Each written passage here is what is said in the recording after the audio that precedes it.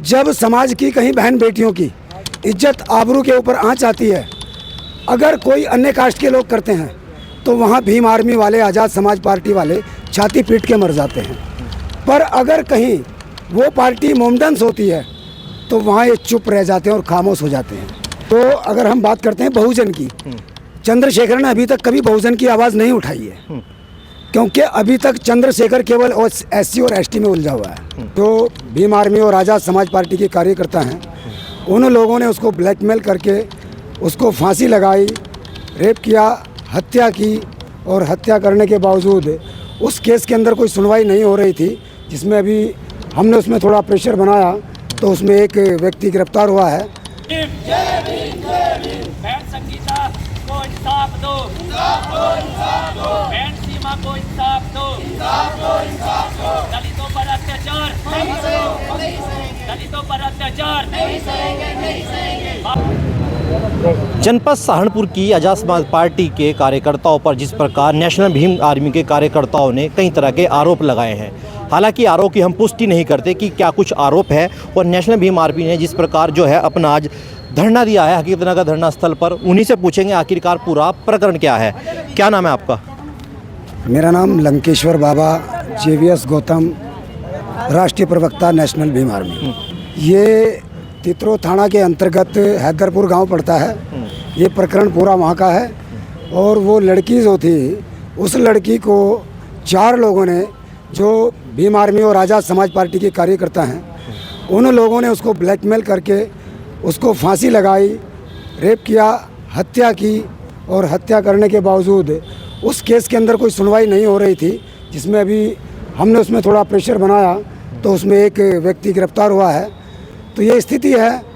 और इसमें क्या है कि जो लोग आज कहते हैं कि बहन बेटियों के सम्मान में हम काम कर रहे हैं, वही लोग कहीं ना कहीं समाज का नेस्तो नाबूद और यानी समाज को बर्बाद करने का काम कर रहे हैं। नहीं, देखो ऐसा नहीं है। जो अगर हम बात करते हैं बहुजन की, चंद्रशेखर ने अभी तक कभी बहुजन की आवाज़ नहीं उठाई है, क्योंकि अभी तक चंद्रशेखर केवल SC और ST में उलझा हुआ है, और अभी जाकर के वो थोड़ा माइनॉरिटी में उलझ गया है।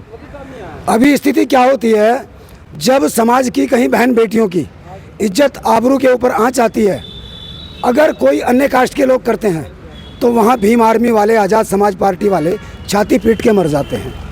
पर अगर कहीं वो पार्टी मोमडन्स होती है तो वहाँ ये चुप रह जाते हैं और खामोश हो जाते हैं। ऐसा क्यों? क्योंकि उनको मोमडनों का वोट चाहिए। वो राजनीति कर रहे हैं, कोई सामाजिक संगठन नहीं चलाते हैं। सामाजिक संगठन खत्म हो चुका है। अब केवल वो भीम आर्मी एक आज़ाद समाज पार्टी बनकर रह गई है, और पार्टी किसी एक विशेष समुदाय का कोई विशेष काम नहीं कर सकती है, और ना किसी विशेष समुदाय पर काम कर सकती है। जिन लोगों को जय भीम कहना था, वो आज उनको जय श्री राम भी कहना होगा, अगर वोट चाहिए होगी तो स्थिति है। जो लोग कह रहे थे हम SC ST पे काम करते हैं, तो SC ST पर काम नहीं होता है। वो आज सर्वजन के लिए काम कर रहे हैं, और ख़ास करके एक माइनॉरिटी के लिए काम कर रहे हैं कि उस मेरे भाई को वहाँ नगीना में केवल मुसलमानों ने जिताने का काम किया है। और यही बात स्थिति रही। आपका एक मैं ताज़ा लेटेस्ट खबर बताता हूँ यहाँ की। उस केस में मैं भी इन्वॉल्व था, यहीं श्री रामलीला ग्राउंड में। मुल्ला नगराजपुर एक गांव पड़ता है, वहाँ एक शिफा हॉस्पिटल है। शिफा हॉस्पिटल में जो वो लड़की नर्स थी, नर्स का काम करती थी, तो उस लड़की को नाइट में बुलाया गया। मोमडनों का हॉस्पिटल है शिफा हॉस्पिटल, जिसका मालिक है जुनैद और उसकी मैडम है जुनैदा। तो हम लोगों ने इसमें 2 दिन का प्रोटेस्ट किया। चंद्रशेखर आज़ाद यहाँ उस दिन मीटिंग ले रहा था जब उस लड़की का मर्डर हुआ। उस लड़की को घर से बुला करके हॉस्पिटल के अंदर मार दिया गया मोमडनों ने। चंद्रशेखर खामोश क्यों? चंद्रशेखर चुप रहा। चंद्रशेखर ने इमरान मसूद से मिलकर उस केस को रफा दफा करने का काम किया और उस आवाज़ को दबाने का काम किया। मगर जब यहाँ पर प्रोटेस्ट हो रहा तो सड़कों पर आपने देखा होगा भीम आर्मी और आज़ाद समाज पार्टी के कार्यकर्ता भी मौजूद थे, और बीच में एक झड़प भी हुई थी कलेक्ट्रेट के अंदर, अगर आपको वाकया याद? हाँ, मेरे को मालूम है। वो जो माजरा था उस समय हम लोग यहाँ नहीं थे। उसके 3 दिन बाद हमने जो है उसको SO और उसको ज्ञापन देने के लिए पहुँचे थे हम DM को। तो वो पूरा मामला यहीं रामलीला ग्राउंड में ही हमने ज्ञापन दिया था बैठ के उसमें। तो मामला तब उसमें आया संज्ञान में, तब हमने वो दोनों हॉस्पिटलों को सीज कराया और जो मैडम थी जुनेदा उसको गिरफ्तार कराने का काम भी नेशनल भीम आर्मी ने ही किया था। उसमें कोई आज़ाद समाज पार्टी और भीम आर्मी की कोई भूमिका नहीं रही है। बाबा, अभी जो लड़ाई है एक दलित बेटी के लिए लड़ाई है, सिर्फ एक विशेष वर्ग को टारगेट करने के लिए लड़ाई लड़ी जा ये रही है? किसी विशेष वर्ग को टारगेट करने की कोई लड़ाई नहीं है।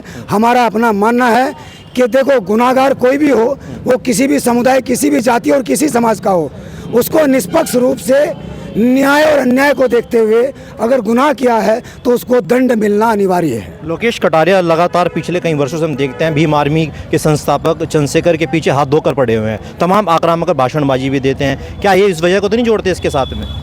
नहीं, ऐसा नहीं है। देखो, आक्रामक भाषण देना, अगर मैं किसी के लिए थोड़ा सा कोई कटु शब्द बोलूँगा तो कहीं ना कहीं तो फॉल्ट होगा, क्योंकि एक जख्म जब बनता है ना, छोटी सी चैंट पर भी मक्खी तब बैठती है जब वहाँ जख्म बन जाता है, अन्यथा आपके प्लेन शरीर पर मक्खी बैठने का काम बहुत कम करती है। तो ये स्थिति हो जाती है कि कहीं ना कहीं कोई कमी है ऐसी जिसके अंदर आज लोगों की टिप्पणियाँ हो रही हैं। ऐसा नहीं है। मैं उत्तराखंड से हूँ। 2016 में चंद्रशेखर ने मुझे कहा कि लंकेश्वर बाबा जी, आपको भीम आर्मी भारत एकता मिशन के राष्ट्रीय प्रवक्ता नियुक्त कर गए हैं। मैंने उसने 20 बार मुझे कॉल किया और मैंने 20 बार उसको मना किया, क्योंकि समाज को बर्बाद करने का काम केवल और केवल भीम आर्मी ने किया।